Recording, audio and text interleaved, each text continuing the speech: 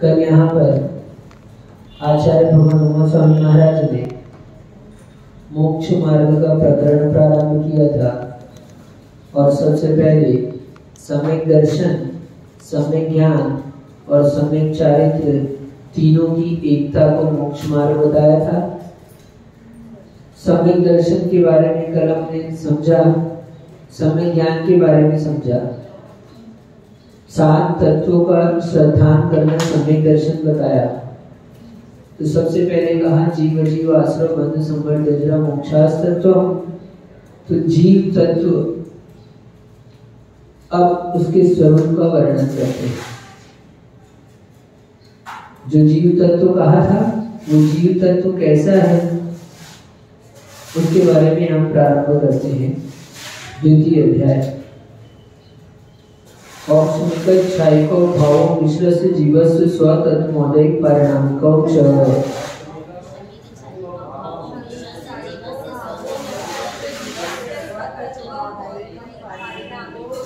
आचार्य भगवान उमा स्वामी महाराज यहाँ जीव के तत्व यानी कल बताया था तस्य भावस्य तत्व, जो जिसका भाव होता है वो तत्व कहलाता है।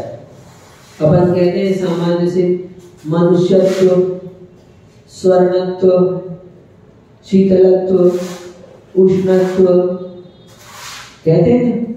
अग्नि में क्या है? उष्णता है। ताप भी कहते हैं, संस्कृत में तो प्रत्यय लगाकर कहते हैं। शीतलता कहते हैं अपन। तो पानी का भाव क्या है? शीतलता है। अग्नि का भाव क्या है? उष्णता है, यानी उसका गुण है, उसमें तादात्म्य रूप से रहता है, इस तरह से। तो मनुष्य का भाव क्या है? मनुष्यता। ठीक। तो इसी को यहाँ पर अब जीव का भाव बता रहे। जीव का भाव क्या है? तो यहाँ सूत्र कहा औपशमिक, छाई, मिश्र, औदैक और पारिणामिक, ये जीव के स्व तत्व हैं, यानी जीव मात्र में पाए जाते हैं, इसलिए जीव के स्व तत्व कहलाते हैं। संसार के जितने भी जीव होंगे वो सब इन भावों से युक्त होंगे। औपशमिक भाव, संसारी जीव कर्मों के साथ में है, तो जो कर्मों के उपशम से जो भाव होते हैं, कर्म के उपशम हो जाने पर जीव में जो भाव परिलक्षित होते हैं वो औपशमिक भाव कहलाते हैं। दृष्टांत के लिए जैसे कि आप देख रहे हैं, अभी हम लोग रोज सुबह शौच में जाते हैं तो बीच में एक नाला पड़ता है बड़ा सा, तो अभी उन नालों में पानी बहुत तेजी से बह रहा है। वो पानी कैसा है? तो मट मैला है। उस पानी में क्या है? मिट्टी मिली हुई है। अब यदि वो पानी आप पात्र पर लेकर देखें, कांच के गिलास में लेकर देखें, और वो मिट्टी यदि उसमें पूरी दब जाए, बैठ जाए, ठीक, तो मिट्टी के बैठ जाने पर पानी कैसा ऊपर से हो जाएगा? ऊपर ऊपर कैसा हो जाएगा? पूरा स्वच्छ हो गया। बैठा कौन नीचे? बैठी मिट्टी है, और स्वच्छ कौन हो गया? पानी। तो स्वच्छता किसमें दिख रही है हमको? पानी में। ठीक है। तो ऐसे ही कर्म और आत्मा एक में एक मिले हुए हैं। उसमें जो कर्म दब जाते हैं, यानी कर्म ऐसे आत्मा में नीचे नीचे पैर की तरफ आ गए, ऐसा नहीं है। भाव समझना उसका, है ना। तो कर्मों के उपशम से, जैसे मिट्टी के उपशम से स्वच्छता किसमें आई? पानी में। स्वच्छता किसका भाव है? पानी का। तो ऐसे कर्मों के उपशम से जो भाव हुए किसमें? बोलो किसमें? जीव में। जीव और कर्म बताया था, मिट्टी और पानी। ठीक। ऐसे ही जीव, कर्म और जीव। मिट्टी की जगह कर्म ले लो, पानी की जगह जीव ले लो, तो मिट्टी और पानी। तो मिट्टी के दब जाने पर पानी कैसा हो गया? ऊपर स्वच्छ हो गया। तो ऐसे ही कर्म के दब जाने पर जो भाव जीव में स्वच्छता रूप आए, ऐसे भाव कर्मों के दब जाने से जो भाव होते हैं वो औपशमिक भाव कहलाते हैं। और दूसरा क्षायिक भाव, अब किसी समझदार व्यक्ति ने क्या किया, धीरे से पानी को अलग कर लिया ऊपर ऊपर से, और नीचे मिट्टी रह गई। अब मिट्टी अलग हो गई और पानी, स्वच्छ पानी अलग हो गया। तो अब जो पानी का भाव है, अब जो स्वच्छता है, वो मैला होगा क्या?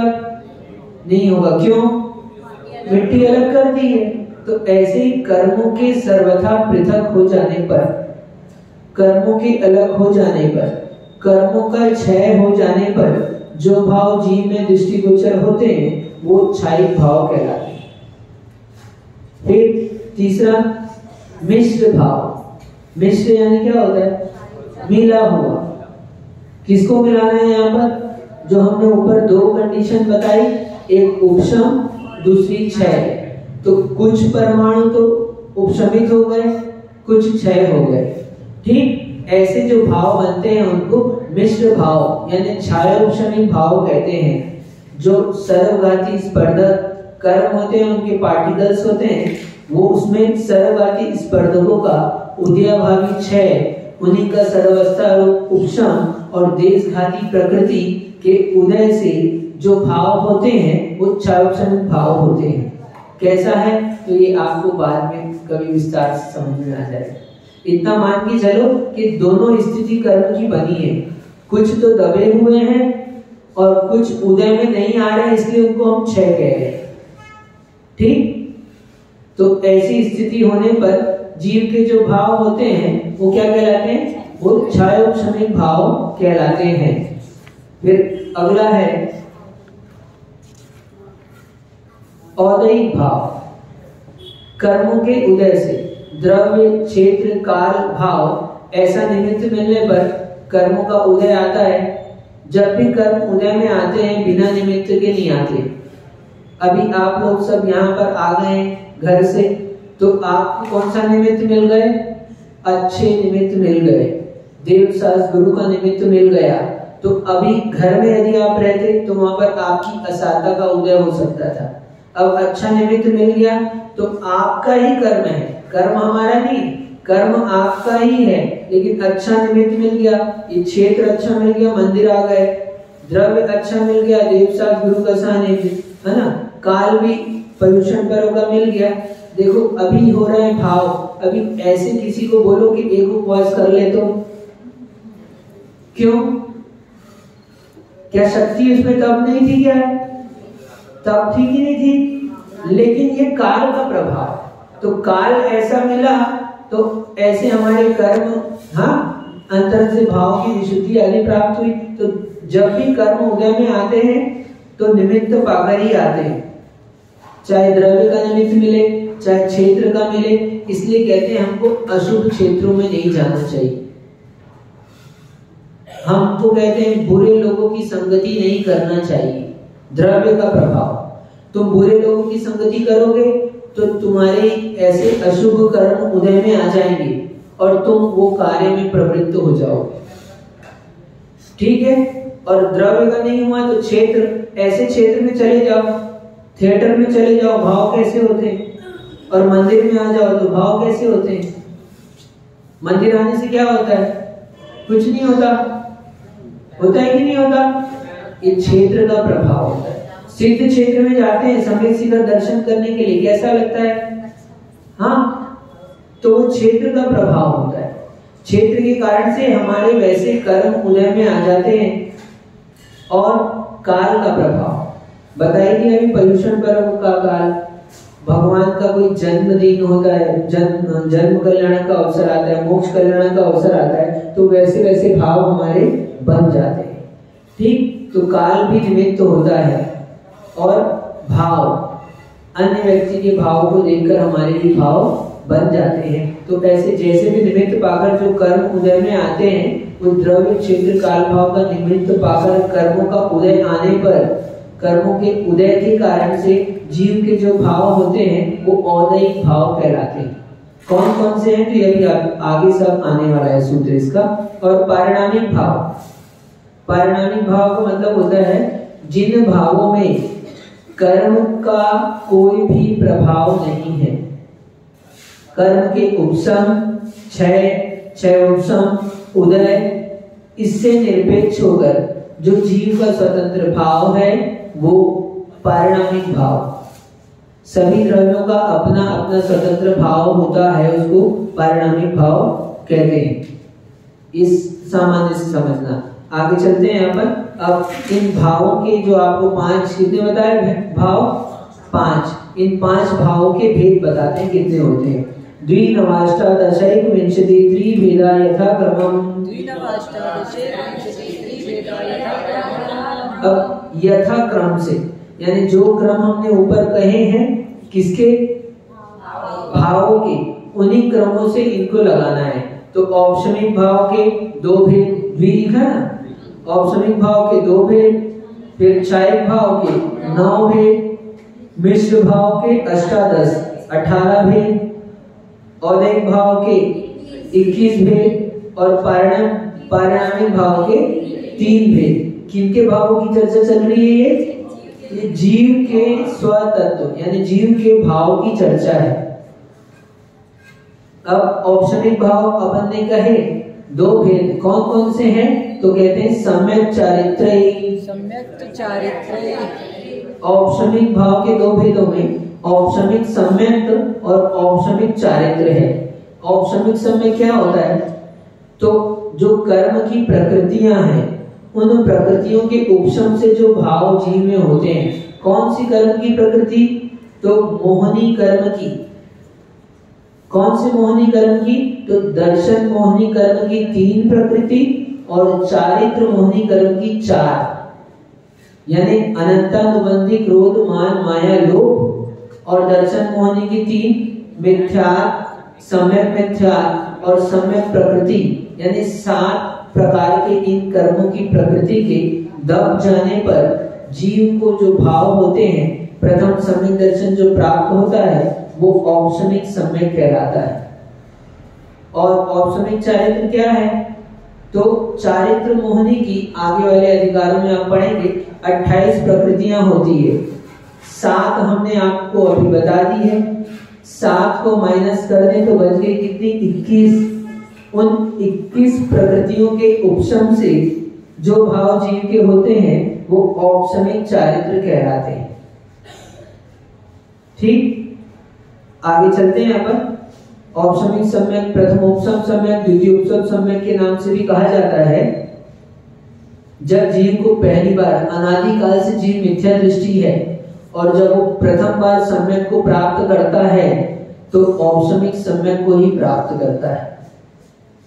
सम्यक को प्राप्त करने के पूर्व में 5 करण लब्धियां होती है, 5 लब्धि होती है। क्षौषम लब्धि, विशुद्धि लब्धि, देशना लब्धि, प्रायोग लब्धि और करण लब्धि।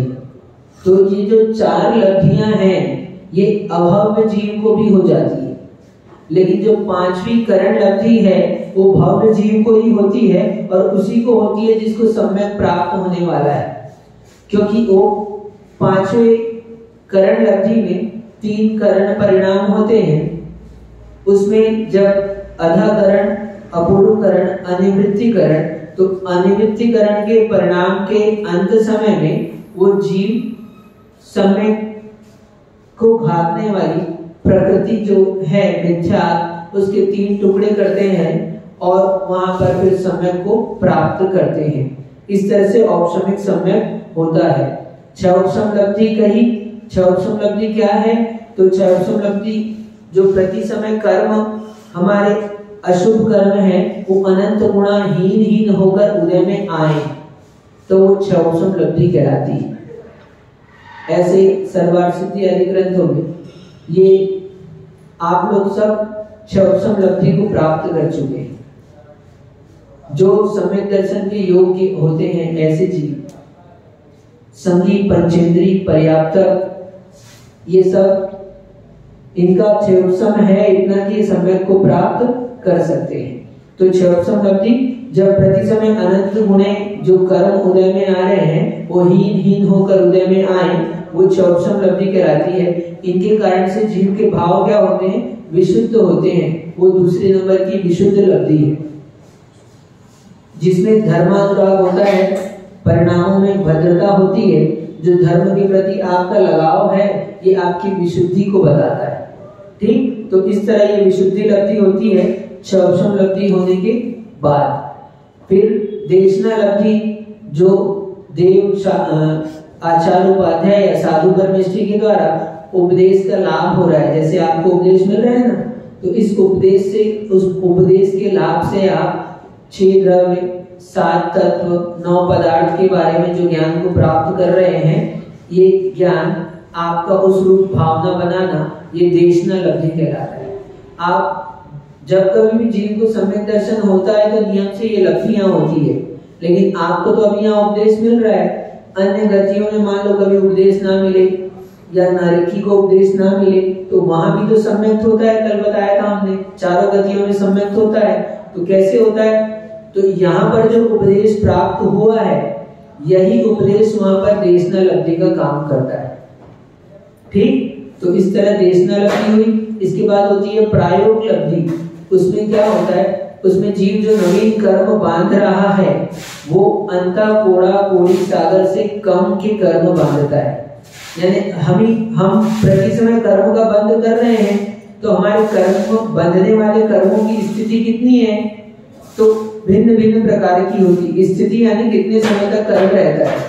तो ऐसे जो कर्म बांध रहे हैं, उनकी स्थिति यदि कोड़ा कोड़ी सागर से अंदर की हो, यानी जो कोई भी कर्म बांध रहे हैं वो कोड़ा कोड़ी सागर से कम समय के लिए बांध रहे हैं, ठीक, वो कहलाएगा अंतर कोड़ा कोड़ी सागर। ये बताया बंधने वाले कर्मों की स्थिति। और जो सत्ता में रखे हुए कर्म हैं, हमारे पास कर्म है कि नहीं, अनादिकाल से बंद कर रहे हैं हम, पूर्व में जो जो बांधा है, तो वो सब कर्म, उन सब कर्मों की स्थिति, बंधे हुए जो कर्म है हमारी सत्ता में, उनकी स्थिति अंतः कोड़ा कोड़ी सागर में संख्यात 1000 वर्ष और कम कर दो। जब उनकी स्थिति इतनी हो पाएगी, तब जीव सम्यक्त के योग होगा। ये कर्मों की बंधने वाले और बंधे हुए कर्मों की स्थिति बताई, इसको कहते हैं प्रायोग की लब्धि। ठीक, तो ये जो है, यानी कि अंतर कोड़ा कोड़ी सागर की स्थिति बांधना और बंधे हुए कर्मों को उससे भी संख्यात 1000 वर्ष की कम कर लेना, ये अभव्य जीव भी कर लेता है। ये क्षौभम लब्धि, विशुद्धि लब्धि, देशना लब्धि, प्रायोग लब्धि अभव्य जीव को भी प्राप्त हो जाती है।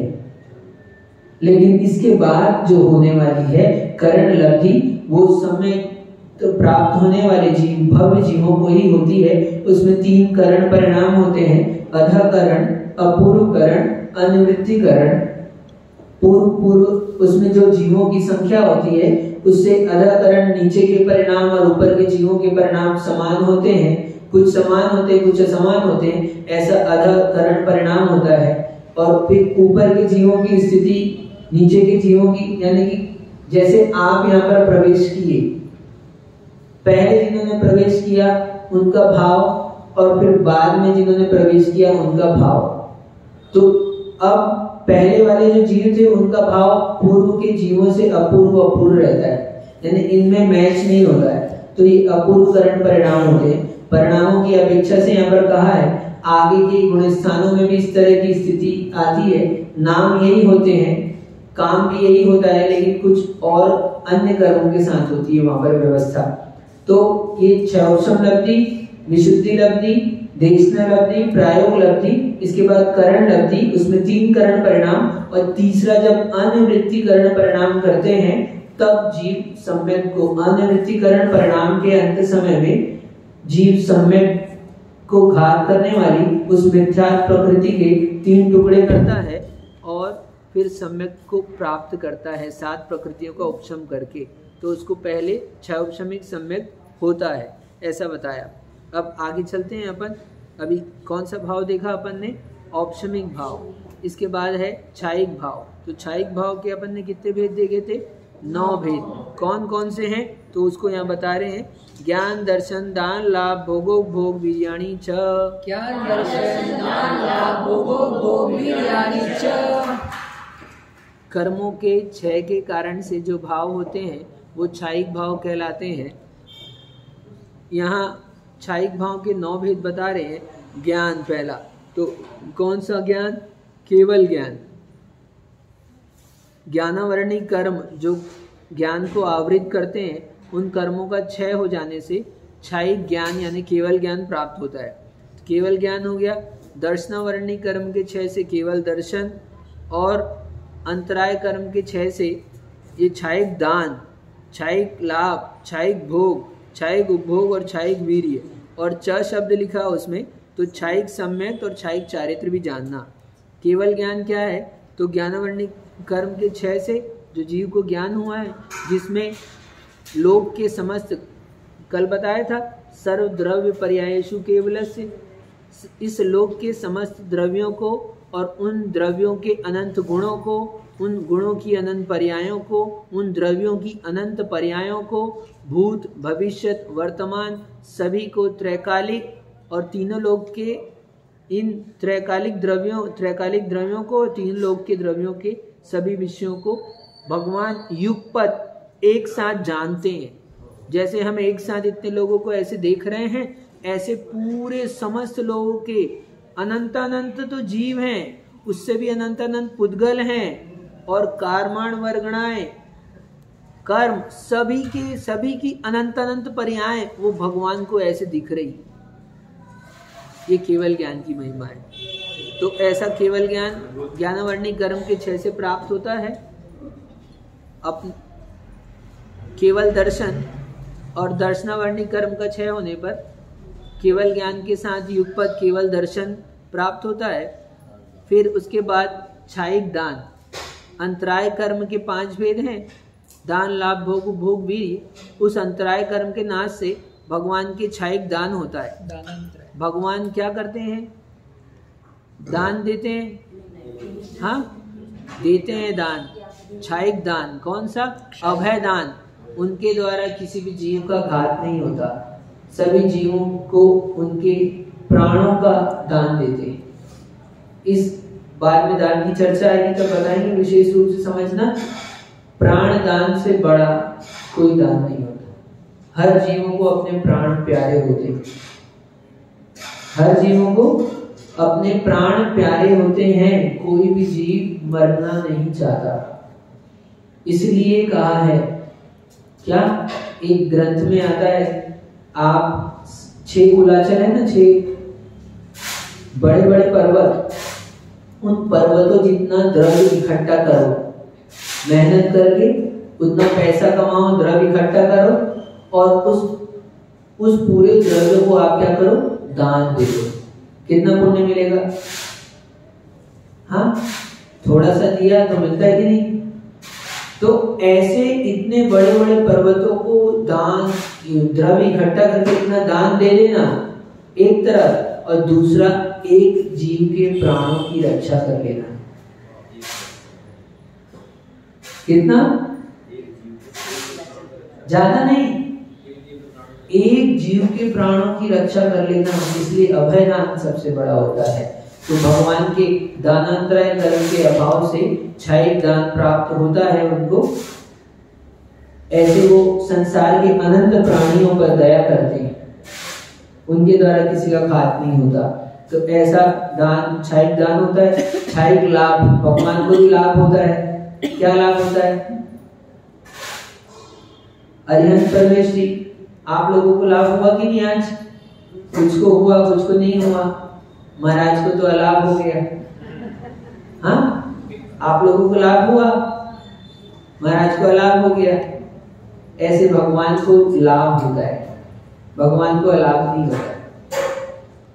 ठीक? क्या? तो जब केवली परम औदारिक शरीर को प्राप्त कर लेते तो उनके क्षायिक लाभ होता है। क्या? जो पुण्य वर्गणाएं ऐसी जगत में अन्य जीवों को नहीं प्राप्त होती। भगवान आहार करते हैं क्या? अपन लोग एक दिन आहार नहीं करे तो कैसा हो जाता है, पता चल जाता है किसका उपवास है ना? ठीक है, मतलब अपना शरीर ऐसा हो जाता है। तो भगवान कितने काल तक? 8 वर्ष, एक अंतर्मुख कम, एक पूर्व कोटि काल तक वैसे के वैसे बने रहते हैं। क्यों? प्रति समय हमारे शरीर में भी अनंत पुद्गल वर्गणाएं आती हैं। आप लोग पढ़ते हैं ना, भक्तामर ये शांत राग रुचि परमाणु विस्तम निर्मापित श्रीवनैक ललानुभूत, है ना। तावंत एव खलुते प्रणव पृथिव्यां यन्ते समान मकरमस्ति। जिन परमाणुओं से भगवान के शरीर निर्मित हुए ऐसे परमाणु जगत के किसी भी जीव को नहीं प्राप्त होते, किसी भी जीव को नहीं मिलते। तो ये उनके अंतराय कर्म के अभाव के कारण से उनको ऐसा लाभ होता है। जो पुद्गल वर्गणाएं विशिष्ट और ऐसी विशिष्ट पुद्गल वर्गणाएं उनको प्राप्त होती है कि भगवान को आहार की जरूरत नहीं पड़ती। भगवान कबला आहार नहीं करते, बिना आहार के उनका शरीर वैसा का वैसा बना रहता है। औदारिक से परम औदारिक बने को प्राप्त होने पर। और ऐसे भी सामान्य से देखना, हर जीवों को उसके पुण्य के अनुसार वैसी वैसी वर्गणाएं संग्रहित होती है। आगे आएगा कर्मों के जब वर्णन, तब उसमें विशेष विचार करेंगे। तो यहाँ क्षायिक लाभ होता है भगवान को। क्या होता है? पुण्य वर्गणाएं, विशिष्ट वर्गणाएं, पुद्गल वर्गणाएं उनको प्राप्त होती है उनके परम औदारिक शरीर को बनाए रखने के लिए। फिर आगे क्षायिक भोग, भगवान भी भोग करते हैं। कौन सा भोग है भगवान के? तो भोगांतराय कर्म के अत्यंत क्षय हो जाने पर जो देवलोक दिव्य पुष्प आदि वृष्टि करते हैं, पुष्प वर्षा आदि मंद सुगंध जो समुद्रण के आसपास में, हाँ, गंधोदक वृष्टि आदि, ये भगवान के क्षायिक भोग कहलाते हैं। यद्यपि भगवान अपने सुख का भोग कर रहे हैं, लेकिन फिर भी ये जो चीजें प्राप्त हुई है उनको, तो उनके इसमें कर्मों का क्षय कारण है। कौन से कर्म का? तो भोगांतराय कर्म के क्षय के कारण से, इसलिए इसको कहते हैं क्षायिक भोग। फिर भगवान उपभोग भी करते हैं। जो एक बार वस्तु भोगने में आती है वो भोग कहलाती है, जिसको अपन बार बार भोगते हैं। जैसे आज भोजन किया तो क्या हुआ? भोग। फिर कल उसी भोजन को करोगे क्या? नहीं। लेकिन आज वस्त्र पहने, वस्त्र धारण किए, चश्मा लगाया और चीजें पहनी, तो क्या? तो वो बार बार यूज करोगे कि नहीं? हाँ, तो वो उपभोग कहलाती है। तो उपभोगांतराय कर्म के क्षय से भगवान को क्या प्राप्त होता है? जो सिंहासन, छत्र, चवर, भामंडल आदि विभूतियां प्राप्त होती है। यद्यपि भगवान उस सिंहासन से भी कितने ऊपर हैं? 4 अंगुल ऊपर अधर में विराजमान है। लेकिन ये उनके उपभोगांतराय कर्म के क्षय के कारण से ये व्यवस्थाएं बनी हैं, इसलिए ये क्षायिक उपभोग कहलाते हैं। और क्षायिक वीर्य क्या काम करता है? वीर्य शक्ति का काम करता है। वीर्यांतराय कर्म के क्षय से भगवान के क्षायिक वीर्य होता है। क्या काम? जो ज्ञान है उसको रखने की शक्ति भी तो चाहिए। ज्ञान, यदि आपके पास शक्ति नहीं है तो आपका ज्ञान काम नहीं करेगा।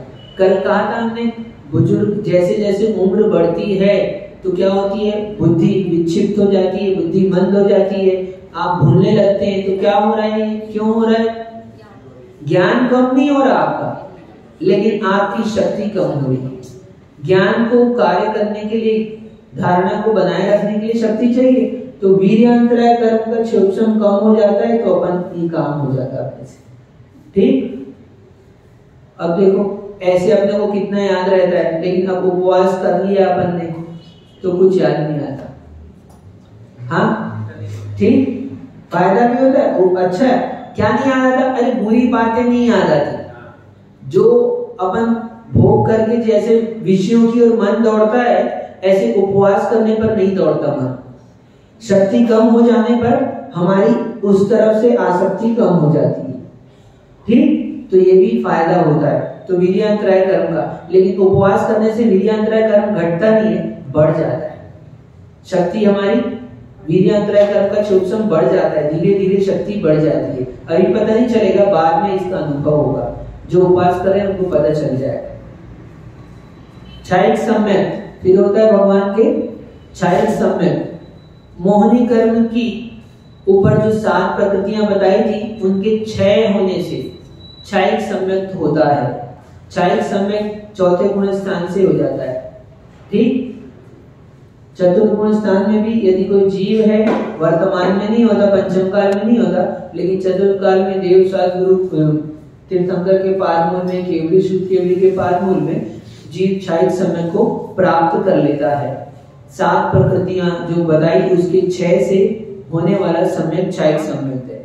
और क्षायिक चारित्र जो मोहनी करने की शेष प्रकृतियां बताई थी उनके 6 से, चारित्र मोहनी की प्रकृतियों के 6 से जो चारित्र परिणाम होते हैं वो क्षायिक चारित्र कहलाते हैं।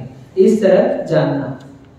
इसके आगे अब औपशमिक भाव की चर्चा है। कितने औपशमिक भाव? 6 औपशमिक भाव, ठीक, 18।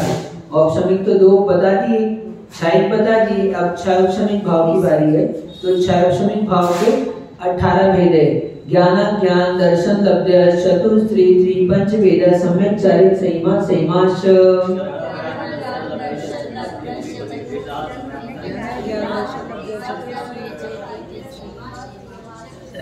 हाँ, अब देखो ज्ञान, ज्ञान जो है वो 6 औपशमिक भाव है। कितना ज्ञान? 4 ज्ञान, मति ज्ञान, शुद्ध ज्ञान, अवधि ज्ञान और मनोपर्य ज्ञान। ये सब कैसे हैं? 6 औपशमिक भाव हैं, क्योंकि कुछ हमारा ज्ञान ढका हुआ है, कुछ प्रकट है, तो इसमें कर्म के कुछ परमाणु, हाँ बताया था, सर्वघाती स्पर्धकों का उदयाभावी क्षय, उन्हीं का आगामी काल में उदय आने वाले, उन्हीं का सर्वावस्था रूप उपशम और देशघाती प्रकृति के उदय होने पर जो भाव होते हैं वो 6 औपशमिक कहलाते हैं। तो ज्ञान के संबंध में भी ऐसा ही लगाना। ज्ञान के कुछ परमाणु क्या? सर्वघाती स्पर्धक, जो केवल ज्ञान ढका हुआ है हमारा, तो ऐसे जो जो ज्ञान भी ढका हुआ है, यदि एक इंद्रिय है जीव तो उसके 4 इंद्रिय संबंधी ज्ञान का उदय है। एक इंद्रिय जीव है, ये पेड़ है ना सामने, कितनी इंद्रिय इसकी? अभी आगे आने वाला वर्णन।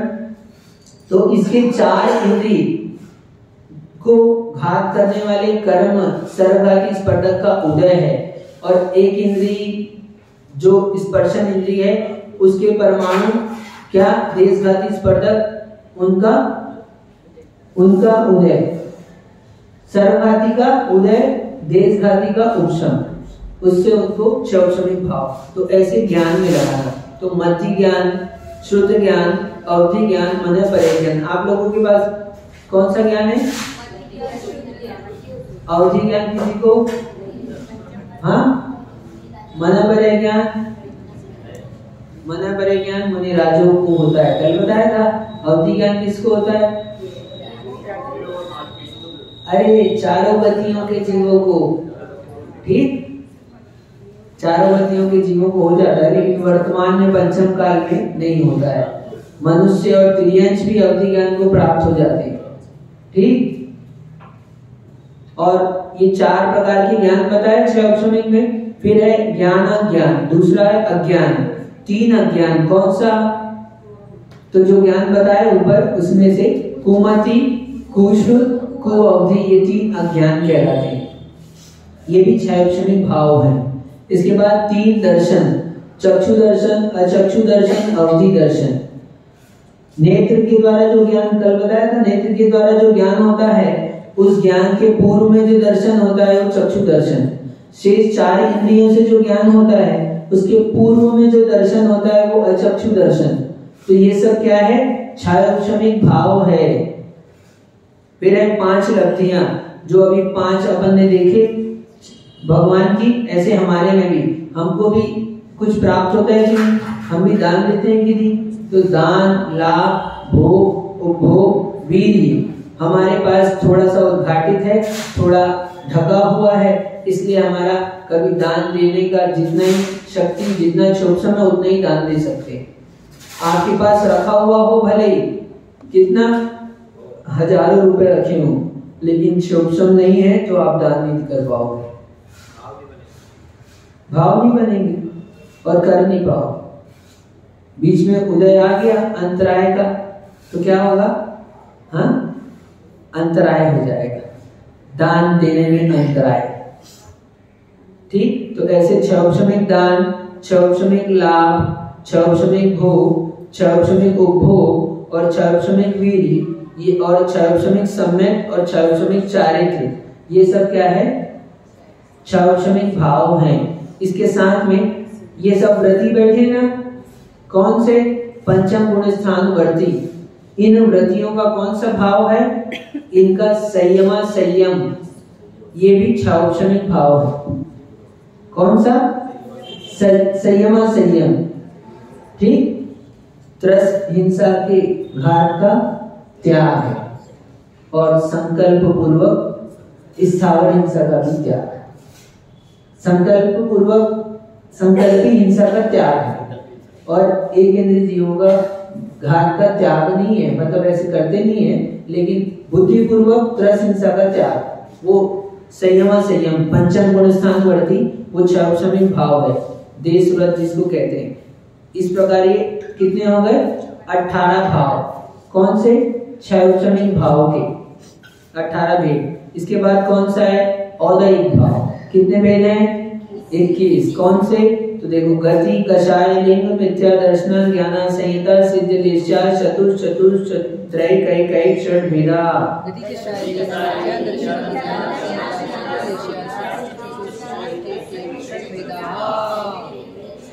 ये गति आदि, गति कितनी? तो 4 गतियां। कौन कौन सी?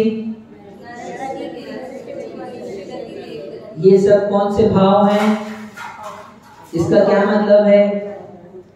यानी आप मनुष्य गति में आए हैं तो आपके औदैहिक भाव हैं। मनुष्य गति में मनुष्योचित ही आपके परिणाम हो सकते, आप देवों जैसे भाव नहीं बना सकते। मनुष्य गति नाम कर्म का आपका उदय है, उस गति नाम कर्म के उदय के कारण आपको मनुष्यों के भाव प्राप्त हुए। और मरकर त्रियंश हो जाते हैं तो कौन से भाव हो जाते हैं? और वो त्रियंश के भाव मनुष्य जैसे। तो ये गति के कारण से, ये गति है ना तद्रूप, इसलिए 4 गतियां, ये औदैहिक भाव। जिस गति का उदय रहेगा, हाँ, उस वैसे वैसे उसके जीव के भाव होंगे। 4 गतियां हो गई। 4 कषाय। कौन सी कषाय का उदय चल रहा है अभी आपके? कोई ना कोई तो चल रहा है। सामान्य से समझे तो लोभ कषाय का उदय है ना। काय का लोभ है आपको अभी? हाँ, ज्ञान का लोभ है, सुनने का लोभ, पढ़ने का लोभ। देखो, इन लोगों को लोभ था तो ये लोग गोंदिया से चले आए। हाँ, लोभ के कारण आए ना। क्यों आए बताओ जल्दी से? कषाय के कारण आए आप। आपकी कषाय नहीं होती तो नहीं आते। हाँ, मेरे भैया क्यों आए बताओ? कषाय के कारण आए आप, ठीक है? हाँ, ठीक है। अरे अनुराग है ना, भक्ति, देव शास्त्र गुरु के प्रति अनुराग है तब तो आए। तो राग क्या है? कषाय है। प्रशस्त या अप्रशस्त कभी नहीं कह रहे, हमने भेद तो किया नहीं अभी तो हम केवल कषाय बता रहे है ना। लेकिन अच्छा नहीं लग रहा आपने को, क्यों? हाँ, प्रशस्त लगा दो, ठीक है, प्रशस्त कषाय। ये हमारे लिए मोक्ष मार्ग में साधन भूत है, कारण भूत है, परंपरा से निर्माण का कारण है। देव शास्त्र गुरु के प्रति जो अनुराग है ना, हाँ, देखो वो हर साल प्रमाण सागर महाराज के शिविर में बैठते हैं, उनके शिवरार्थी हैं 10 साल से यहाँ पर आए। मामा जी वहां उपवास करते थे, यहाँ उपवास कर रहे हैं, तो ये क्या है? तो ये कषाय भाव, यानी 4 कषाय औदैहिक भाव है। क्रोध, मान, माया, लोभ, सब जानते हैं आप लोग और बता ही रहे हैं बाकी। तो कितने हो गए? 4 4 8। फिर कौन से? 3 लिंग, स्त्री वेद, पुरुष वेद, नपुंसक वेद, ये भी औदैहिक भाव हैं। इसमें स्त्री वेद के उदय में पुरुष के साथ संयोग का भाव होता है, पुरुष वेद के उदय में स्त्री के साथ संयोग का भाव होता है, नपुंसक वेद के उदय में दोनों के साथ रमण का भाव होता है। इस तरह ये तीनों वेद औदैहिक भाव हैं। फिर है मिथ्या दर्शन। जो मिथ्यात्व के रूप परिणाम है दर्शन मोहनी कर्म के उदय के कारण से, जो जीव को हम इतना सारा बता रहे हैं फिर भी ये तो सब कहने की बात है, किसने देखा है, किसने जाना है। हाँ, साथ में लिखा है, कब का लिखा है, कौन पढ़ता है, सही लिखा है कि गलत लिखा है। हाँ, तो इस तरह के जो क्या तत्वों के अश्रद्धानुरूप भाव होते हैं वो मिथ्यात्व भाव, वो औदैहिक भाव है। या फिर अतत्व के श्रद्धान का भाव होता है, वो लोग भी तो यही बताते हैं, कुछ दूसरा थोड़ी बताते हैं।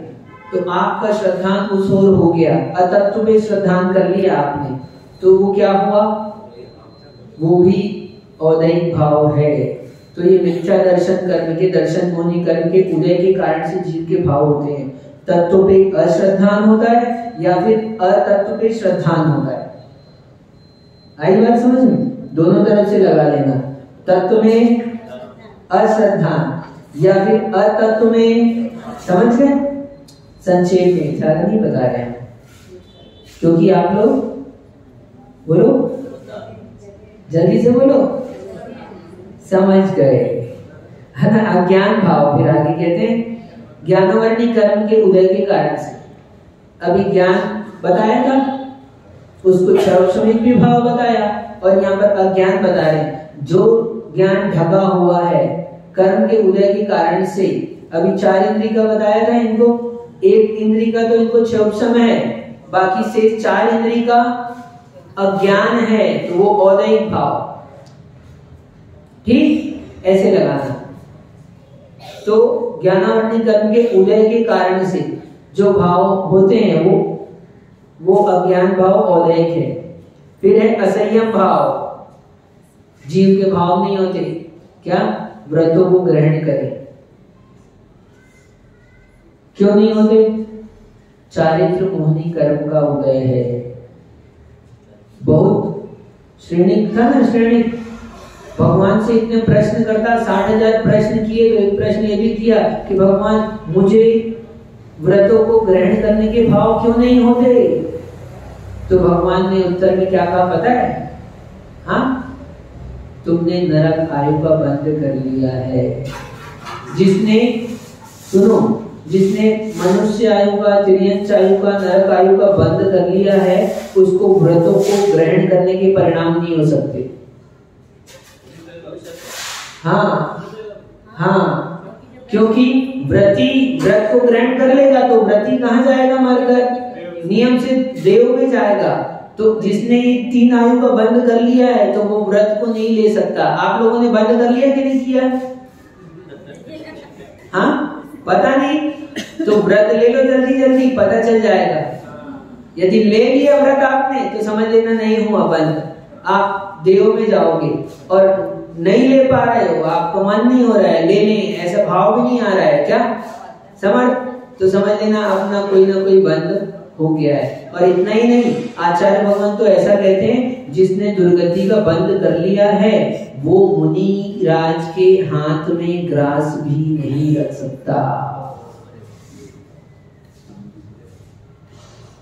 मुनियों को दान नहीं दे सकता, दुर्गति का जिसने बंद कर लिया है। हाँ, तो आप लोगों तो इसका मतलब है ना, आप तो हाँ खुश हो गए, अब लोग कुछ लोग सोच में पड़ गए अभी। तो ये असंयम भाव की चर्चा कर रहे हैं हम, यानी चारित्र मोहनी के उदय के कारण से जो हिंसा आदि इंद्रिय विषयों में जो विरक्ति नहीं होती, हाँ 5 पापों से विरक्ति नहीं होती, ऐसे भाव होते हैं, वो असंयम भाव है चारित्र मोहनी कर्म के उदय के कारण से। इसलिए अपना सौभाग्य बनाओ, व्रतों को ले लिया, इतना बड़ा पुण्य पूर्व भाव का आपका कोई पुण्य रखा था सत्य में, जो आपने इतनी क्या इस पंचम काल में आकर इस ओर दृष्टि ली गई अपनी। देखो दीक्षा लेने के भाव, हाँ तीव्र पुण्य था पूर्व भाव का, और वर्तमान का तीव्र पुरुषार्थ। पुण्य तो आप लोगों का भी है, आप नहीं ले सकते क्या? तो पुण्य तो आप लोगों का भी है, लेकिन पुरुषार्थ साथ में, तो पुरुषार्थ किया इन्होंने, तो ये सब यहाँ आके बैठ गए। अभी वो व्रती नहीं है, लेकिन व्रतियों की श्रेणी में बनाओ, मन बनाओ कि अरे मनुष्य पर्याय प्राप्त किए, व्रतों को नहीं लिया तो क्या मतलब, तो फिर तो जाना ही है दुर्गति में।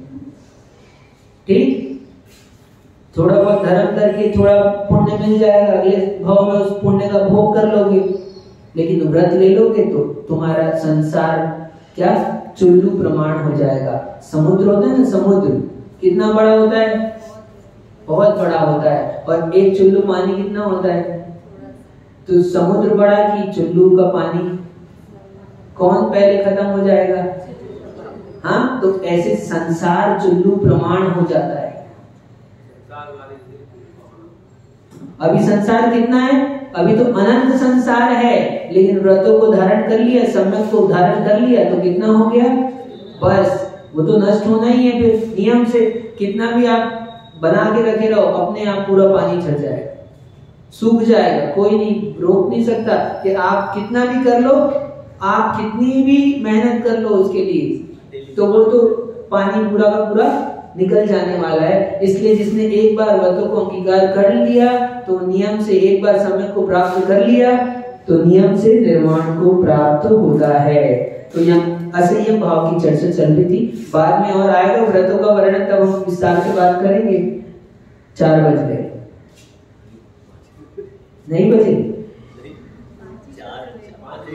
अच्छा ठीक है, तो ये असंयम भाव बता रहे हैं। चारित, ये भी क्या है, औदैहिक भाव। इसके बाद असिद्धत्व भाव, सभी सामान्य रूप से कर्मों के उदय के कारण से जो भाव होते हैं, सिद्धों के कौन से कर्म का उदय होता है, कोई भी कर्म का उदय नहीं रहता, कर्म संपूर्ण कर्म का उन्होंने नाश कर दिया, तो संसारी जीवों के कर्म का उदय रहता है कि नहीं रहता, तो रहता है। इसलिए वो सिद्ध है कि असिद्ध, असिद्ध है, इसलिए असिद्धत्व भाव सामान्य से कर्मों के उदय के कारण से कहा।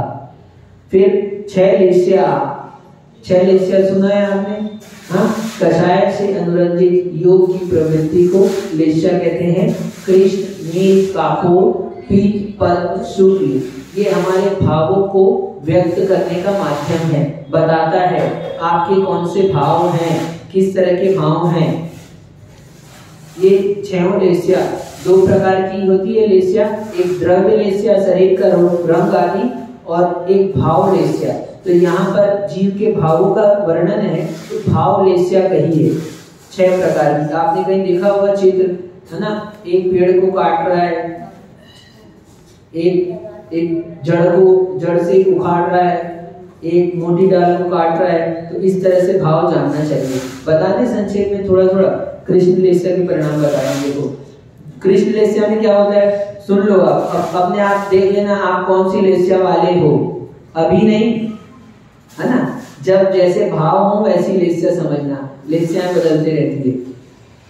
जो तीव्र क्रोधी हो, बैर ना छोड़े, लड़ाई करने का स्वभाव हो जिसका, हाँ, दया धर्म से रहित हो, दुष्ट हो, निर्दयी हो, स्वच्छंदी हो, स्पर्श इंद्री आदि इंद्रियों में आसक्त हो, हाँ, और लंपटी हो विषयों का, तीव्र कुटिल वृत्ति वाला हो, मायाचारी में महारथ हासिल हो, ऐसे दूसरे का अभिप्राय जान सके, ऐसे कृष्ण लेस्या के परिणाम होते।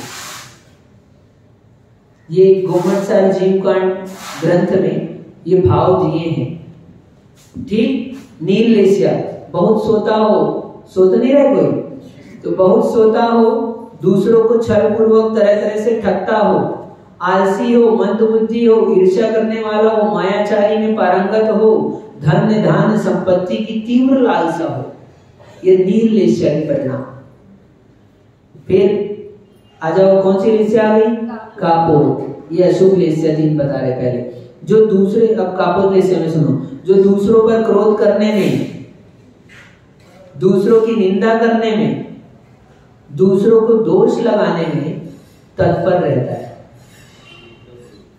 शोक करता हो, दूसरों का अच्छा ना देख सकता हो, किसी की उन्नति, किसी का विकास, किसी की बढ़ोतरी, किसी भी चीज में लगा लेना ना देख सकता हो, उस समय ऐसे भाव आ जाते हैं अपने, तो समझना वो भाव कौन से हैं, कापोर लेस्या के परिणाम हैं। अपनी प्रशंसा में परम प्रसन्न रहता हो। देखो प्रशंसा का नाम लिए तो ये अपनी प्रशंसा हो रही हो तो कितना अच्छा लगता है। प्रशंसा में प्रसन्न हो रहे हैं हम। हाँ, आप लोग कह रहे हैं महाराज कितने अच्छे हैं, बढ़िया हो रहा है चातुर्मास, और हम खुश हो रहे हैं, हाँ अच्छा हो रहा है। तो हमारे कौन से परिणाम हो गए? ये कापोतलेस्या के परिणाम। अपनी प्रशंसा में प्रसन्न होना। निर्मल भी बहुत अच्छा गाते हैं, ये लोग अच्छा स्वाध्याय करते हैं, इन लोगों की धर्म में अच्छी रुचि है, तो ऐसे प्रसन्न हो रहे हैं आप। प्रशंसा में प्रसन्न होने से क्या होता है? कापोत रूप भाव हो जाते हैं, कापोतलेस्या हो जाती है। यहाँ तक कि युद्ध में मरण तक चाहे युद्ध यानी युद्ध में मरने को तैयार हो जाए। क्यों? नाम होएगा मेरा, तो अपना कार्य आकार ना जाने, ऐसे कापोतलेस्या के परिणाम है। शहीद होते हैं कापोतलेस्या। अब पता नहीं जीव के जैसे भाव हैं, उसके भाव के ऊपर है, डिपेंड करता है। अब पीतलेस्या के परिणाम सुन लो, बहुत अच्छा है ये। क्या? भक्ष भक्ष, सेव्य सेव्य, कार्य अकार्य को समझने वाला हो। क्या खाना है, क्या नहीं खाना है, रात्रि में खाना है कि नहीं खाना, आलू प्याज खाना कि नहीं खाना, शुद्ध है कि अशुद्ध है, ऐसा जिसका बुद्धि चलती है, विवेक चलता है, ऐसा जान करके वो कार्य को करता है, वो समझ लो क्या है, वो पीतलेस्या का परिणामी है। शुभलेस्या चालू हो गई अब। ठीक, तो सेव असेव, कार्य अकार्य को, ये कार्य करने लायक है, ये नहीं करने लायक।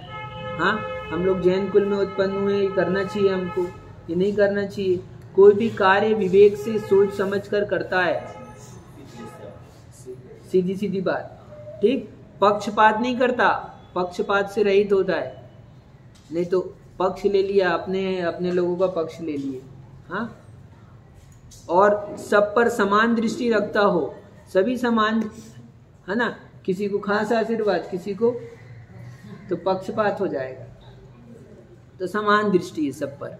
ठीक, दया और दान में प्रीति रखता हो, दया में अच्छा लगता है उसको, दान देने में खुश होता है। दूसरे भी दान दे तो खुश हो, अपन नहीं दे पा रहे, दूसरा दे रहा है, तो दूसरे के दान देने में ऐसा होता है कि दूसरा दान देता है और हम दुखी होते हैं। हाँ, तो नीचे अशुभलेस्या में चले जाना, फिर समझ लेना। तो जिसको पीतलेस्या वाला है वो तो दूसरा भी दान दे रहा है तो खुश होएगा, वाह कितना अच्छा आदमी दान दे रहा है देखो।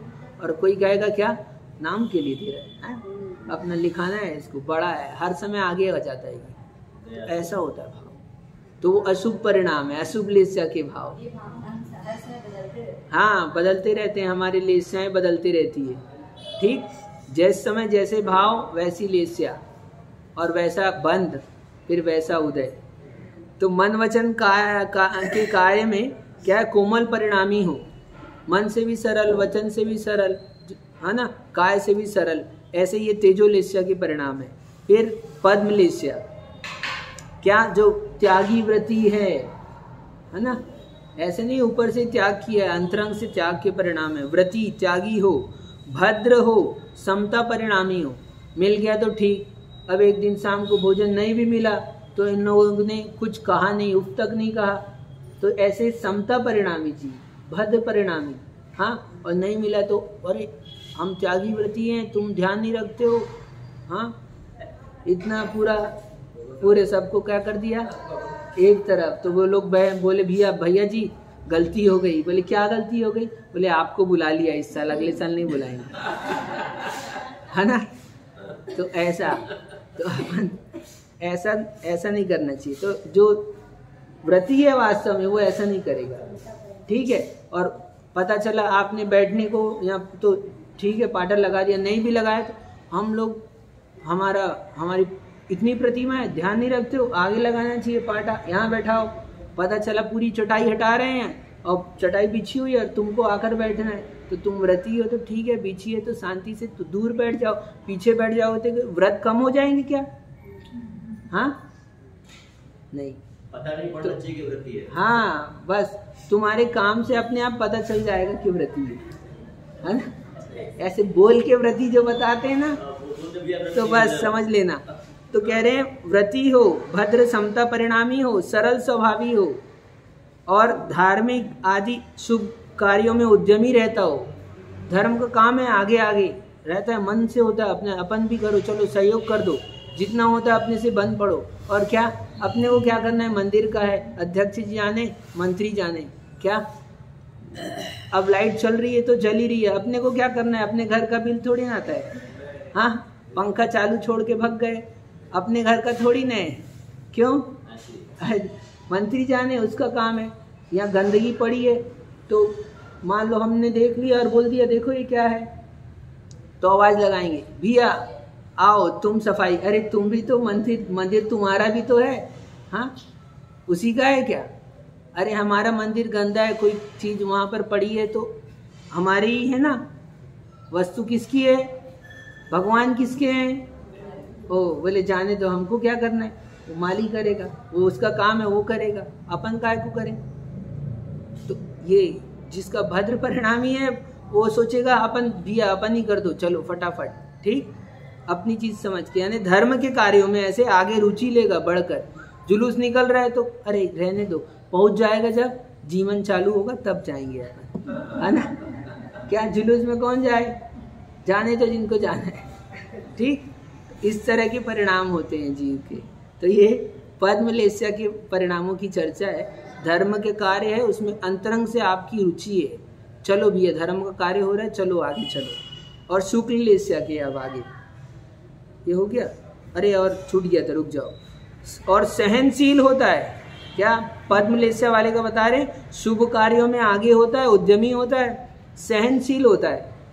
चलो मिल गया तो भी ठीक, नहीं है तो कोई तकलीफ है, पीड़ा है तो शांति से सहन कर रहा है, ऐसा नहीं ओ अरे राम, हाँ हे माँ, हो पिता, सब याद आ गए तो शांति से सहन करेगा, जितना बन पड़ेगा अधिक से अधिक।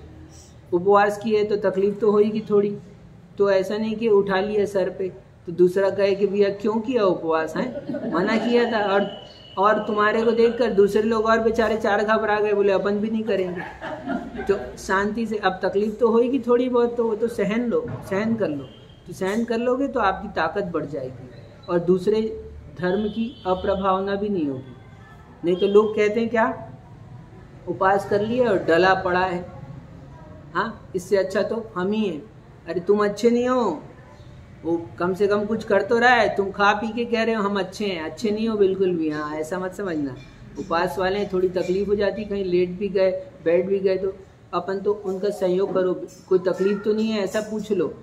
पता चला लेट रहे हैं तो लेटा ही है, महाराज बीमार पड़े तो पड़े ही है, देख ही नहीं रहे, कोई पता चल रहा है तो हाँ ऐसे तो देख रहे हैं, अच्छे लोग हैं, इनके लिए नहीं कह रहा हूँ मैं, तो इसलिए इन लोगों की तो मैं कहता ही नहीं हूँ। इन लोगों की कहेंगे कब, अगले गांव में। अब शुक्ल लेस्या के परिणाम बताते हैं। शुक्ल लेस्या में क्या होता है, जो पक्षपात ना करे, किसी का पक्ष नहीं लेता, अपना भी हो हाँ तो पक्ष नहीं लेगा, निष्पक्ष हो के जो भी चीज बताएगा निष्पक्ष था। निदान ना बांधे, निदान नहीं बांधेगा कि हमने इतना धर्म किया, हमने 10 उपवास किया तो सोने की चैन मिल जाए, है ना, हमने इतना व्रत किया, उपवास किया तो सम्मान मिल जाए, क्या, तो निदान नहीं बांधेगा, अपने कोई भी धर्म के कार्य के प्रति भोगों की आकांक्षा नहीं रखेगा। हमने ये जो पुण्य किया है इसका फल भगवान क्या मिले, अगले जन्म में हाँ महल मिले। तो इस तरह से निदान कोई नहीं बांधना, मतलब शुक्ल लेस्या वाला जीव निदान नहीं बांधता है। और सब में सम दृष्टि वाला होता है, इष्ट में राग अनिष्ट में द्वेष नहीं करता, और पुत्र स्त्री और शिष्यों में भी रागी नहीं होता। पुत्र पुत्री भी हैं तो ठीक है, शिष्य भी हैं तो ज़्यादा अनुरागी नहीं होगा शुक्ल लेस्या वाला जीव, ठीक है। ये तो शिष्यों से भी अनुराग होता है, और पुत्र पुत्री से जैसा स्नेह होता है वैसा स्नेह शिष्यों से भी हो जाता है। तो ये समझना, इस तरह से संक्षेप में बताया।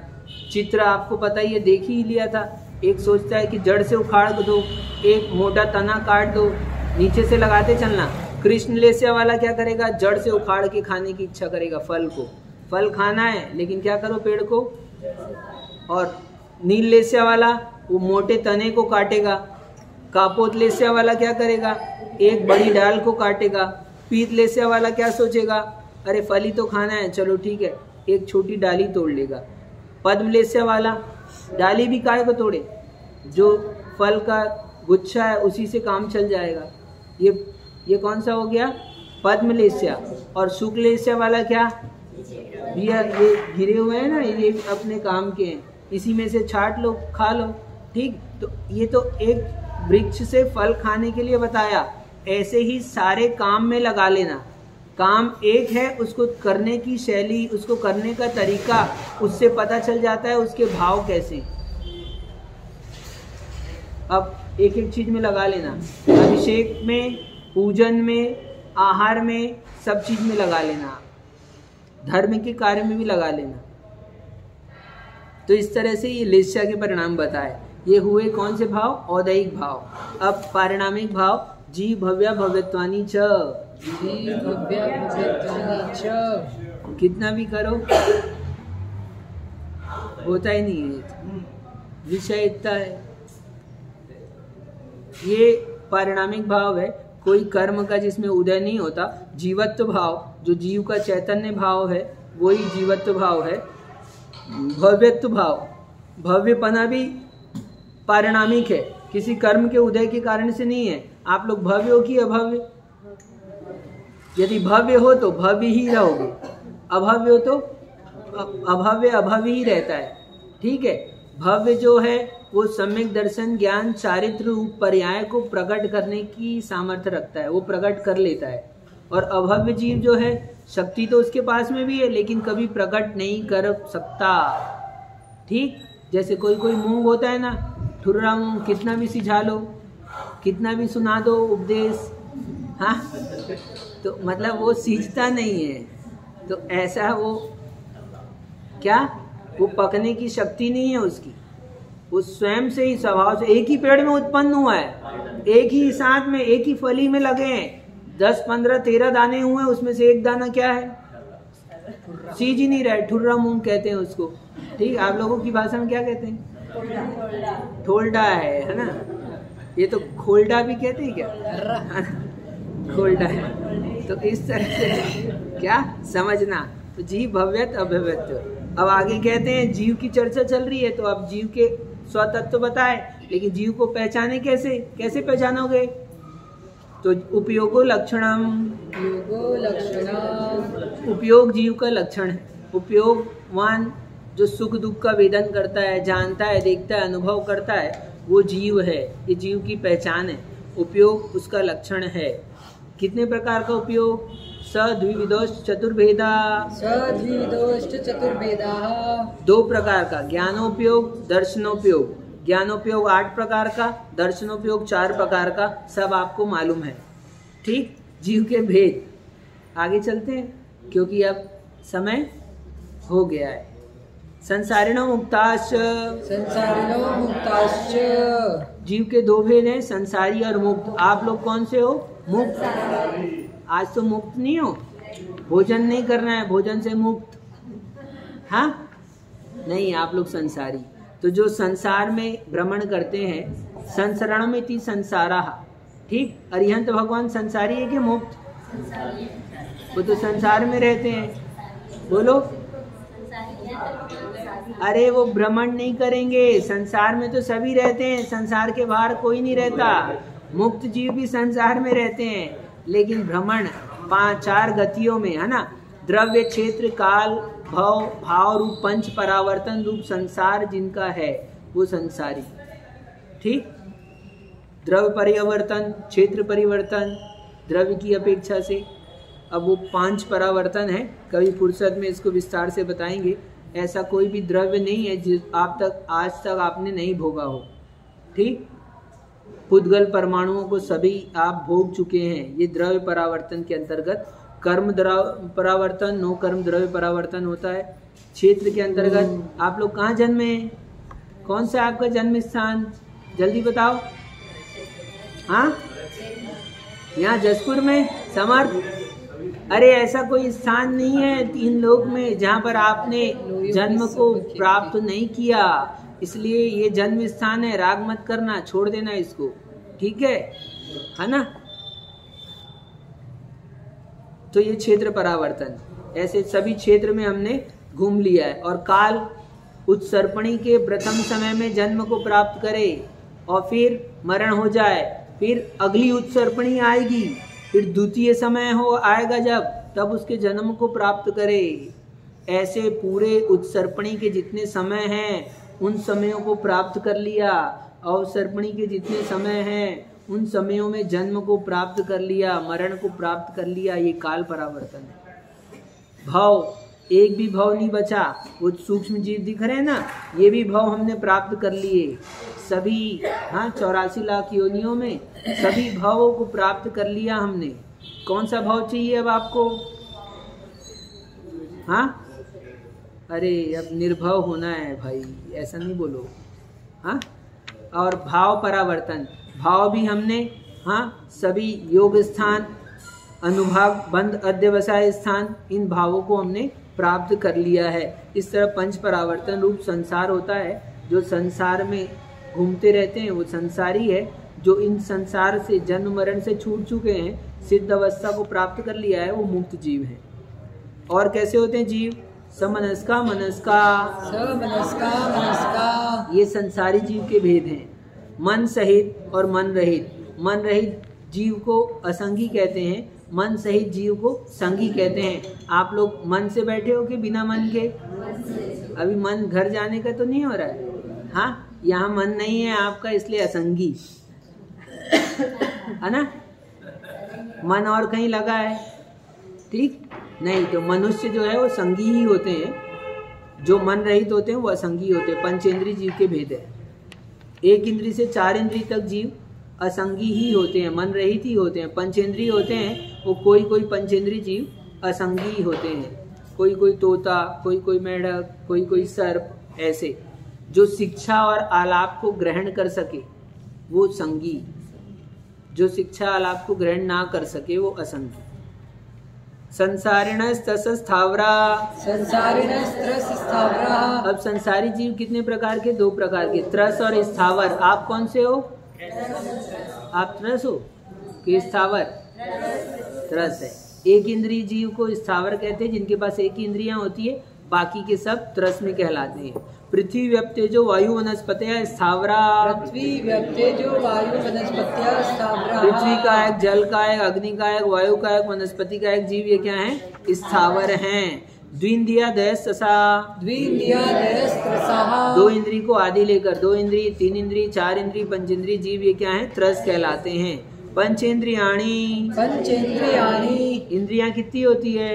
5, पता है आपको। द्विविधानी, 2 प्रकार की होती है। कौन कौन सी? निवृत्त्युपकरणे द्रव्येन्द्रियां, लब्ध्युपयोगो भावेन्द्रियां। इंद्रियां जो 2 प्रकार की बताई, द्रव्येन्द्रिय और भावेन्द्रिय। निवृत्ति और उपकरण को द्रव्येन्द्रिय कहते हैं और लब्धि और उपयोग को भावेन्द्रिय कहते हैं। निवृत्ति क्या है? निवृत्ति भी 2 प्रकार की होती है, अंतरंग निवृत्ति और बहिरंग निवृत्ति। जो उच्छेद अंगुल के असंख्यातवे भाग आत्मा के प्रदेश हैं, यहाँ पर हमारे आत्मा के प्रदेश है ना हर जगह, तो हर एक इंद्रियों में हमारे आत्मा के प्रदेश वहाँ उस रूप कार्य करते हैं, वो अभ्यंतर निवृत्ति कहलाते हैं। और बहिरंग निवृत्ति क्या है? जो प्रतिनियत या पुद्गल के परमाणु अंतरंग में जो हैं, इंद्रियों के आँख के अंतरंग में जो हैं, वो अभ्यंतर निवृत्ति है। और ये जो आँख दिख रही काली काली सफ़ेद, ये क्या है? ये उपकरण है, निवृत्ति नहीं है, ठीक। ये उपकरण है। तो ये उपकरण भी 2 प्रकार के, बहिरंग और अंतरंग। तो ये अंतरंग उपकरण, और ये बरौनी, ये भवे दिख रही है, बाल दिख रहे हैं बाहर, ये बहिरंग उपकरण है। जो इंद्रियां अंतरंग इंद्रिय का उपकार करे वो उपकरण, ठीक। उपकरण यानी रचना। निवृत्ति में सहायक में, निवृत्ति के लिए, अंतरंग निवृत्ति के लिए जो सहायक होते हैं, अंतरंग में लोग बोलते हैं आंख तो है दिख नहीं रहा, क्यों? अंतरंग की उसकी नसें सूख गई है, तो अब ये सहायता नहीं कर सकते। तो अंतरंग जिनके पास में 6 उपशम है, अंतरंग पहले तो 6 उपशम है, फिर उसके उपकरण भी अंतरंग से अच्छे होने चाहिए, और फिर ये बाहर के उपकरण भी अच्छे होने चाहिए। ये बाहर के उपकरण कब सहयोग करते हैं? चश्मा कब काम आता है? जब आँख ठीक हो, आँख ही खराब हो तो ऐसे ही अंतरंग में नसें खराब हो तो ये आँख काम आ सकती है, और अंदर में नसें ही सूख जाए तो ठीक। तो इस तरह से समझना। लब्धि उपयोगो भावेंद्रियम, जो क्षोभसम है, लब्ध नाम लब्धि, जो हमको प्राप्त हुआ है क्षोभसम वो लब्धि है। जैसे आप लोगों को समर्थ कितनी भाषा आती है? 2-3 तो आती होगी, तो ये है तुम्हारा क्षोभसम। लेकिन अभी उपयोग कौन सी भाषा का कर रहे हो? हिंदी का। ये है उपयोग। जो शक्ति है वो क्षोभसम है, वो लब्धि है। आप 4 भाषा जानते हो, ये आपका क्षोभसम है। आप हिंदी में बोल रहे हो, ये आपका उपयोग है। ठीक, ऐसे सब चीजों में लगा लेना। स्पर्शन रसन घ्राण चक्षु श्रोत्राणि, स्पर्शन रसना घ्राण चक्षु श्रोत्राणि। ये स्पर्शन रसना घ्राण चक्षु और श्रोत्र, ये 5 इंद्रियां हैं। इनके 5 विषय हैं। स्पर्श रस गंध वर्ण शब्दास तदर्था। स्पर्श रस गंध वर्ण शब्दास तदर्था। इन सब के अपने अपने विषय है। स्पर्श इंद्री का 8, रसना इंद्री का 5, घ्राण इंद्री का 2, चक्षु इंद्री का 5, कर्ण इंद्री का 7। ठीक है, ऐसे ही मन का भी विषय है। क्या है? श्रुत मन इंद्रियस्य। श्रुत मन इंद्रियस्य। मन का विषय श्रुत है। जैसे आँख का विषय 5 वर्ण है, ऐसे मन का विषय श्रुत है। वनस्पत्यंतानाम एकम। वनस्पत्यंतानाम एकम। किसके एक इंद्री पाई जाती है? तो वनस्पति पर्यंत जीवों के एक इंद्री पाई जाती है। वनस्पति पर्यंत का क्या मतलब है? तो पृथ्वी से लेकर वनस्पति तक। पृथ्वी का एक, जल का एक, अग्नि का एक, वायु का एक, वनस्पति का एक, ये सब क्या है? एक इंद्रिय है। कृमि पिपीलिका भ्रमर मनुष्य दीनाम एकैक वृद्धानि। कृमि पिपीलिका मनुष्य वृद्धानि। कृमि, पेट में कृमि हो जाते हैं सफेद सफेद, शौच में दिखाई देते हैं कभी कभी। हाँ, लट, ये 2 इंद्री है। शंख 2 इंद्री है। जोग 2 इंद्री है। ठीक, पिपीलिका, चींटी आदि, जूं सर में आपके हो जाती है जूं, हाँ, वो 3 इंद्री है। चींटी, खटमल 3 इंद्री, और भौरा, मक्खी, मच्छर 4 इंद्री। जो उड़ता है वो तोता उड़ता है ना। तो ये सूक्ष्म जीव उड़ने वाले वो कीट पतंगे आ गई, 4 इंद्रिय। मनुष्य कितना है? 5 इंद्रिय। पशु पक्षी मनुष्य 5 इंद्रिय। संगीना समस्का, मन से ही जीवों को संगी कहते हैं, मन रहित को असंगी कहते हैं। विग्रह गतौ कर्म योगा। विग्रह गतौ कर्म योगा। अब ये गति, एक गति से दूसरे गति में जाते हैं जीव, तो बीच के गति को क्या कहते हैं? विग्रह गति कहते हैं। उसमें क्या होता है? उसमें कारमाण काय योग होता है, ये बताया इसमें। जीव कैसे जाते हैं एक स्थान से दूसरे स्थान? तो अनुश्रेणी गति। अनुश्रेणी गति। जो आकाश के पुद्गल प्रदेश, आपने वो एलईडी देखा है? एलईडी में लाइट लगी रहती है ना ऐसी सीरियल से, तो ऐसे पूरे लोक में आकाश के प्रदेश हैं। ठीक है, तो वो उसी लाइन में काम करते हैं, उसी लाइन में गमन करते हैं। जब एक गति से दूसरी गति जाते हैं तो ऐसे नहीं जा सकते, वो एक लाइन से ही गमन करते हैं। ये जीवों का गमन है, तो वो है अनुश्रेणी गति। ठीक, अविग्रह जीवस्य। अविग्रह जीवस्य। वो मुक्त जीव होते हैं, वो मोड़े रहित गति करते हैं। यहाँ जहाँ से मुक्त होते हैं ठीक उसी के स्थान पर। समय शिखर जाते हो ना आप, तो टोक में वंदना करते हो, नमस्कार करते हो, तो देखते हैं कहाँ है भगवान? ठीक ऊपर, जहाँ चरण बने ठीक उसके ऊपर सिद्धांत में बैठे हैं। तो मुक्त जीव की मोड़े रहित गति होती है। श्रेणी के अनुसार होने वाली गति 2 प्रकार की, विग्रह गति, मोड़े वाली भी और बिना मोड़े वाली भी, है ना। अन्य जीवों की मोड़े वाली, बिना मोड़े वाली दोनों भी हो सकती है, लेकिन सिद्ध जीव की तो बिना मोड़े वाली ही होती है। विग्रहवती च संसारणा प्राक चतुर्भ्य। अब संसारी जीव जो है गति 4 समय से पहले तक उसकी, यानी कोई भी जीव मरेगा तो कितने समय लगेगा पैदा होने में अन्य जगह में? आज मरा तो 4 समय, यानी आपको पता भी नहीं चल पाएगा कि वो मर गया है, इतने में वो तो पैदा हो जाएगा। ठीक है, पलक झुकाने में असंख्यात समय हो जाते हैं। 4 समय मात्र जीव। कोई कहता है आत्मा भटक रही है, जब तक वो नहीं करेंगे वो भटकते रहेगी। तो ऐसा भटकती नहीं है, वो तो मरण करके दूसरा तुरंत शरीर उसने प्राप्त कर लिया है। तो विग्रह गति 4 समय तक होता है। ठीक, एक समय विग्रह मोड़े रहित गति का काल एक समय का है। मोड़ा नहीं लेता तो तुरंत एक समय में अगले समय में वहां पर पैदा हो जाता है। एकम दो तीन वानाहार का जब यहाँ से वहां जाता है तो 3 समय तक जीव क्या होता है, 1 2 3 समय तक अनाहारक होता है। अनाहारक यानी जो आहार यानी ये आहार नहीं, 3 शरीर 6 पर्याप्ति के योग्य पुद्गल वर्गणाओं को ग्रहण नहीं करता, तब तक वो अनाहारक कहलाता है। समूर्छन गर्भोपादा जन्म, समूर्छन और उपाद और गर्भ, ये 3 प्रकार के जन्म के भेद हैं, समूर्छन गर्भ और उपाद। सचित शीत समृता सेतराज मिश्रा चैकसस तद्योनया। अब जन्म होता है तो योनियों में होता है, वो योनि 9 प्रकार की है, सचित योनि, शीत योनि, समृत योनि, इससे उल्टी अचित योनि, उष्ण योनि और विवृत योनि, और इनको मिलाकर भी मिश्र योनि बनती है। इस प्रकार 9 प्रकार की योनियां है। ठीक, यानी कि जो चित्त से सहित है वो सचित्त कहलाता है, उसमें जन्म होना सचित्त योनि कहलाता है। आपने झूठा छोड़ दिया, वो कौन सा हो गया? हाँ, वहां पर जीव का योनि स्थान बना दिया, कौन सा योनि? आपका भोजन प्रासुक होने पर भी अचित्त योनि बन जाएगी वहां। ठीक, और फिर दूसरा जीव आ गए तो वहां पर सचित्त और अचित्त मिलकर मिश्र योनि भी बन सकती है। फ्रिज में रख दिया तो कौन सी योनि हो गई? वहां तो जीव उत्पन्न नहीं होते, फ्रिज में रखा है तो अपने पास में, क्यों? है ना, होते हैं, वो शीत योनि हो जाती है वहां पर, वहां शीत उसी प्रकार के जीव उत्पन्न होते हैं। अग्नि में डाल दिया तो अग्नि में स्वयं अग्नि का एक अग्नि उष्ण योनि हो जाती है। ठीक, तो सब जगह योनिभूत स्थान, इसलिए अपने को हर जगह विवेक रखना चाहिए। विस्तार से बताने की चीज है लेकिन समय नहीं है हमारे पास। अब हो गया, सूत्रों को बाकी का व्याख्यान कल करें। हाँ, कर दे रहे हैं छोटा सा। चलो, जरायु जांडव पोता नाम गर्भ, जो गर्भ जन्म वाले जीव हैं, एक दिन प्रश्न था तो ये सुन लो। जरायु, अंडज और पोत, ये तीनों भी गर्भ जन्म वाले होते हैं। जरायु यानी लपेटी रहती है पॉलीथीन के जैसे, है ना। अंडज, अंडा पता है आपको, नखून के जैसे ऐसा कड़ा भाग। पोत जन्म वाले, जो जन्म लेते ही दौड़ने लगते हैं, चलने लगते हैं, कंगारू का बच्चा आदि देखा होगा, शेर के बच्चे, है ना, ये पोत जन्म वाले। देव नारकाणाम उपाद,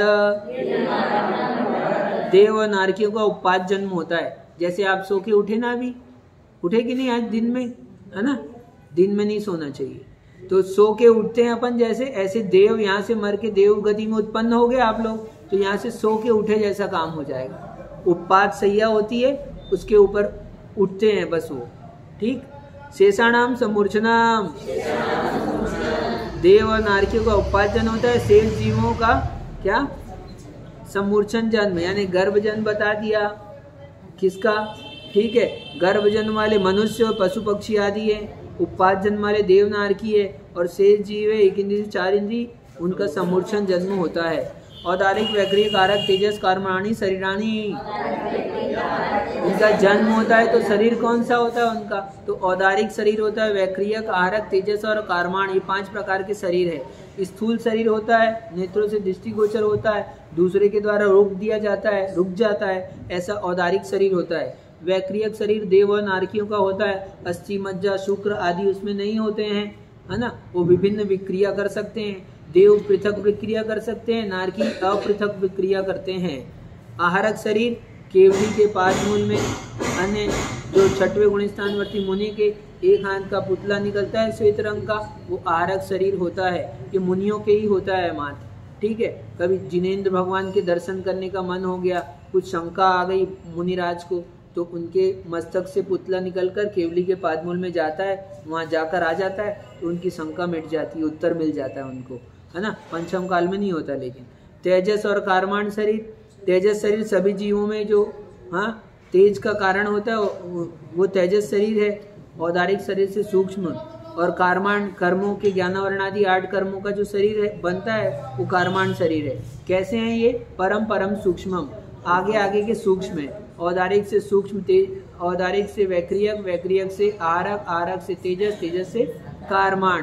प्रदेश तो संख्या गुणम प्राप्त तेजसात, परमाणुओं की अपेक्षा से असंख्यात गुणे प्रदेश होते हैं। यानी प्रदेश किस में ज़्यादा है? औदारिक से प्रदेश वैक्रियक में ज़्यादा है, असंख्यात गुणे। लेकिन कैसे? सूक्ष्म सूक्ष्म है, पहले बताया परम परम सूक्ष्म, लेकिन प्रदेश किस में ज़्यादा है?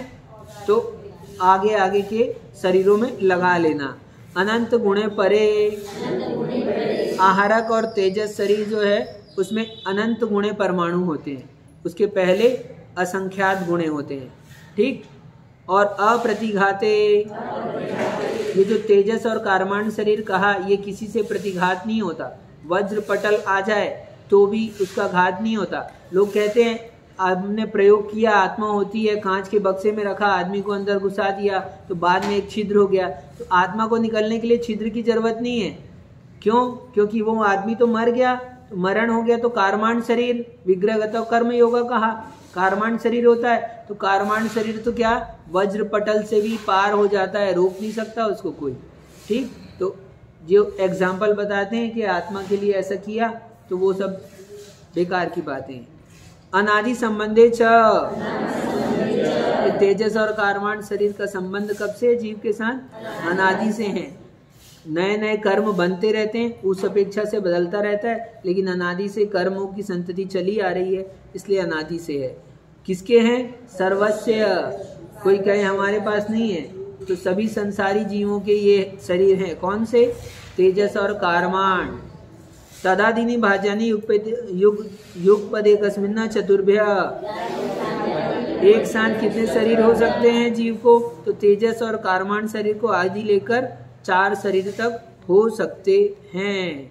ठीक। निरुपभोग मंत्यम, अंत का जो कारमान शरीर है वो उपभोग से रहित है। उपभोग यानी इंद्रियों के द्वारा शब्द आदि का ग्रहण करना है, उसमें नहीं होता।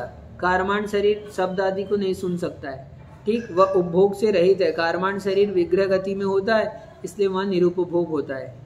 गर्भ सम्मूर्छन जमाद्यम, गर्भजन्म और सम्मूर्छन जन्म में उत्पन्न शरीर जो होता है उनके औदारिक शरीर ही होता है, आदि का शरीर। ठीक। औपादिकम वैक्रियकम, जो उत्पाद जन्म वाले होते हैं देव नार की, उनका कौन सा शरीर होता है? वैक्रियक शरीर। लब्धि प्रत्यंच, ये वैक्रियक शरीर जो है वो लब्धि से भी प्राप्त होता है। तपस्या रिद्धि आदि से भी वैक्रियक शरीर की प्राप्ति होती है। तेजस्मपि, तेजस शरीर भी रिद्धियों के माध्यम से उत्पन्न होता है। शुभ तेजस, अशुभ तेजस। जब शुभ तेजस होता है तो दाएं हाथ से, अशुभ होता है तो बाएं हाथ से सिंदूर के आकार का, बिलाव के रंग का निकलता है। शुभ तेजस होता है तो श्वेत रंग का दाएं कंधे से निकलता है, ऐसा तेजस शरीर। शुभम विशुद्धम अव्याघाती च आहार का प्रमथ संयत से, ये जो आहारक शरीर बताया आपको वो शुभ है, विशुद्ध है, व्याघात से रहित है, उसको कोई रोक नहीं सकता है। और प्रमथ संयत यानी 6वें गुण स्थानवर्ती मुनि के ही उत्पन्न होता है। ठीक। नारक सम्मूर्छनो नपुंसकानि, नारक नारकी जीव और सम्मूर्छन जीव सारे के सारे नपुंसक होते हैं। मादा एनोफिलिस, मच्छर सुना है कि नाम, है ना? क्या है वो? मच्छर है। कितना इंद्रिय है? 4 इंद्रिय है। मादा है कि नर है? हाँ, अरे नपुंसक होते हैं। सम्मूर्छन जीव जितने होते हैं ना, तो वो लोग वैज्ञानिक लोग मान लिया है, देख लिया है, भले उनमें स्पर्श इंद्रियजन्य क्रियाएं हो उनमें, लेकिन वो सब हो कैसे हैं? नपुंसक। हम नहीं कह रहे, शास्त्र में लिखा है। नारक नारकी जीव भी कैसे होते हैं? नपुंसक होते हैं। ना देवा, देव नहीं होते। होते हैं कि नहीं देव? देव होते हैं। अरे देव नपुंसक नहीं होते, है ना? ये सूत्र का अर्थ देखोगे तो ऐसे ही बोलेंगे कि देव नहीं होते, और ये सूत्र का अर्थ अपने को ऊपर से लगाना पड़ता है। हर सूत्र का अर्थ ऊपर से नीचे से कनेक्टेड होता है। शेषा स्त्री वेदा, देव और नारकी का बता दिया, सम्मूर्छनों का बता दिया, बच कौन गए? मनुष्य और तिर्यंच। उनके कितने वेद होते हैं? तो 3 वेद वाले होते हैं। कौन कौन से? तीनों वेद। ठीक। औपादिक चरमोत्तम देह संख्य वर्षा युषो नपवर्त्या युष,